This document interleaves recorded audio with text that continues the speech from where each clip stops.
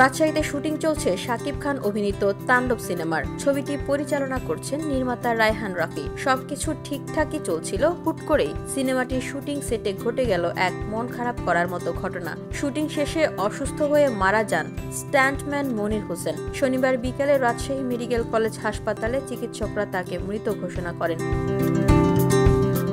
মনির হোসেনের মৃত্যু নিয়ে সংবাদ মাধ্যমে পরিচালক রায়হান রাফি বলেন, মনির দুপুরের দিকে শট দিয়েছিল, এরপর সবার সঙ্গে স্বাভাবিকভাবে গল্প করছিল। হঠাৎ করেই 2-1 ঘন্টা পর তার শরীর খারাপ করে, দ্রুত হাসপাতালে নিয়ে যাওয়া হয়, কিন্তু তখনই জানা যায় সে আর নেই। রাফি আরও বলেন, অল্প বয়সে এমন মৃত্যু খুবই কষ্টদায়ক। আমরা তার মরদেহ ঢাকায় তার পরিবারের কাছে পাঠিয়েছি এবং তাদের পাশে থাকার সর্বোচ্চ চেষ্টা করব।